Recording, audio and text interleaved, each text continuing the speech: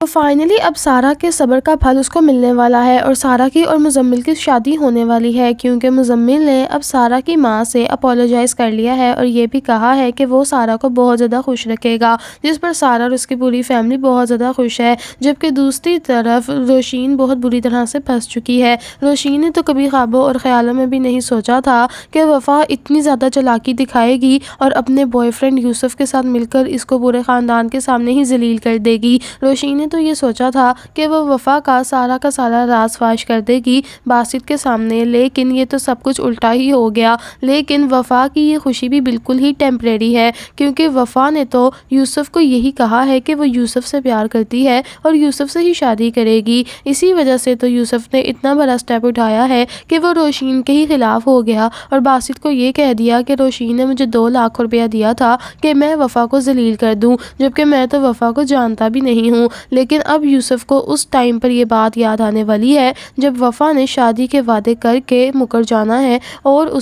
وفا نے باسط سے شادی کرنے کے پلان بنا رکھے ہیں۔ دوسری طرف بہت زیادہ روشین روتی ہے اور اپنے شوہر کو یہ کہتی ہے کہ آپ باسط میری بات سن لیں، ایسا کچھ بھی نہیں ہے جو آپ سوچ رہے ہیں، یہ وفا مجھے آپ سے چھیننا چاہتی ہے، ہمارے درمیان درار ڈالنا چاہتی ہے، وہ چاہتی ہی نہیں کہ میں آپ کے قریب رہوں۔ جس پر باسط اب بہت زیادہ اکتا جاتا ہے اور کہتا ہے کہ روشین بس کر دو، اور کتنا تم گرو گی، آخر کار تمہیں اس وفا سے ہے ہی کیا پرابلم، وہ تمہیں کہتی ہی کیا ہے، ارے وہ تو کچھ کہتی ہی نہیں، اس نے تو آج تک تمہارے خلاف کوئی بات ہی نہیں کی، اور ایک تم ہو کہ تم اس کے خلاف ہی رہتی ہو۔ جس پر روشین بہت زیادہ گھبرا جاتی ہے اور اب اس کو کچھ سمجھ نہیں آتی کہ وہ کرے تو کرے کیا۔ جبکہ دوسری طرف اب سلمان کو بھی ان گنڈوں نے چھوڑ دینا ہے یہ پیسے کو لالچ دے کر کہ اب سلمان گھر جائے گا اور سارے سود سمیت ان کو پیسے بھی واپس کرے گا۔ جبکہ دوسری طرف سلمان کے دوست نے ردا کو بچا لیا ہے جب وہ دیکھتا ہے کہ ردا بے ہوش پری گیٹ کے آگے لیٹی ہوئی ہے اور اس کو کوئی بھی ہوش نہیں آ رہا۔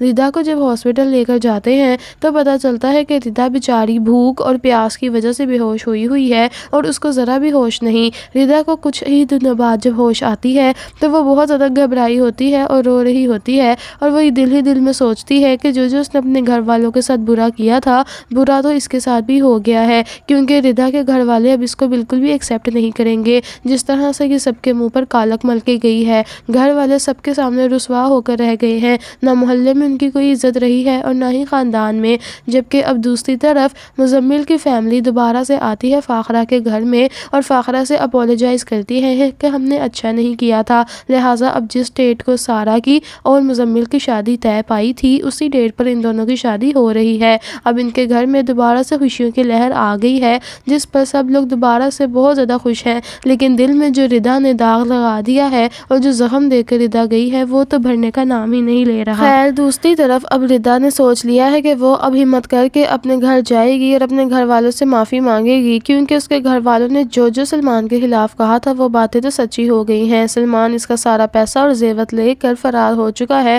اور واپس بھی نہیں آ رہا۔ دوسری طرف سارا بیچاری بڑی ہی خوش ہے اور مزمل بھی اس کو کہتا ہے کہ میں تمہیں پوری زندگی بہت خوش رکھوں گا سارا، دیکھو میں بزدل نہیں نکلا، میں تم سے پیار کرتا تھا اور پیار میں آ کر میں نے ایسے سٹیپس لیے ہیں جو شاید کوئی بھی نہ لے سکتا، کیونکہ میں تمہیں محبت کرتا ہوں، اس لیے ردا نے جو کیا میں یہ معنی نہیں سمجھتا میرے لیے، ردا نے جو کیا وہ اس کی اپنی کرتوتیں اور اس کے اپنے اعمال ہیں، اس میں تمہارا کوئی بھی قصور نہیں ہے۔ جس پر سارا رونے لگ جاتی ہے خوشی سے اور یہ کہتی ہے کہ مزمل آپ بہت زیادہ اچھے ہیں، میں بھی آپ سے بہت پیار کرتی ہوں، اگر آپ نہ آتے مجھے لینے کے لیے اور دوبارہ سے ہماری شادی کا پلان نہ بنتا تو شاید میں مر ہی جاتی۔ خیر اب ان کی شادی ہو جائے گی سٹارٹ اور شادی میں سب لوگ بہت خوش ہوں گے کہ اتنے میں ہی پیچھے سے اب ردا بھی آ جاتی ہے۔ ردا جب گھر آتی ہے تو دیکھتی ہے کہ گھر بہت پیارے طریقے سے سجاوٹ کی ہوئی ہے، جس پر ردا بڑی حیران اور پریشان ہوتی ہے کہ آخرکار یہ کیا ہو رہا ہے، کیا سارا کی شادی نہیں ٹوٹی اس کی حرکت کرنے کی وجہ سے،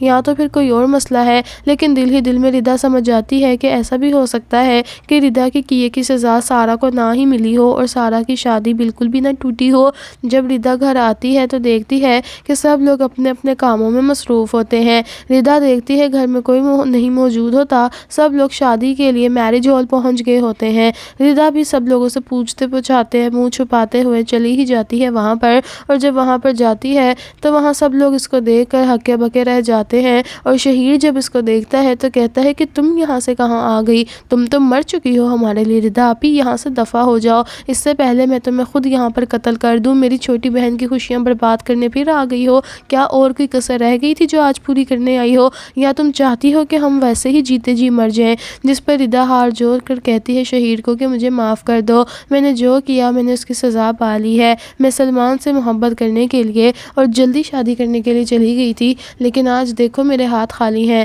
نہ ہی مجھے سلمان ملا ہے، نہ ہی مجھے محبت ملی ہے، اور نہ ہی میرا نکاح ہوا ہے اس سے۔ الٹا جو میں تم لوگوں کا حق مار کے گئی تھی وہ بھی وہ لے کر چلا گیا ہے اور بھاگ گیا ہے۔ مجھے کچھ سمجھ نہیں آ رہی میں کیا کروں۔ جس پر شہیر کہتا ہے کہ تم اسی قابل تھی، تم نے ہمارا لحاظ نہیں کیا تھا نا، اور اچھا ہوا اب اللہ نے تم سے بدلہ لے لیا ہمارا۔ خیر جب ردا کو وہاں پر سب دیکھتے ہیں تو ردا سب کے آگے معافی مانگتی ہے۔ ردا کی سزا یہی ہوتی ہے کہ وہ اب سب سے جھک کر معافی مانگے، لیکن ردا کو اس کی ماں بالکل بھی معاف نہیں کرتی، کیونکہ اس کی ماں کے پیچھے سارے دکھ جو دیے ہیں وہ ردا نہیں دیے ہیں۔ تو ناظرین آنے والی ایپیسوڈ مزید انٹرسٹنگ ہونے والی ہیں، کیونکہ آنے والی ایپیسوڈ میں بیچاری فاخرہ پھر سے اپنی ممتا کے ہاتھوں مجبور ہو جائے گی، کیونکہ ردا کی لاچاری اور بے بسی دیکھ کر اس کو ترس آ جانے والا ہے۔ لیکن آنے والی اس کی چند ہی ایپیسوڈز رہ گئی ہیں، آنے والی last and second last episode میں مزید کیا کیا ہونے والا ہے جاننا چاہتے ہیں تو ہمارے چینل کو سبسکرائب کر لیجئے گا، ورنہ تو آپ گم ہو جائیں گے، پھر کہاں ڈھونڈتے پھریں گے ہمارے چینل کو۔ اللہ حافظ۔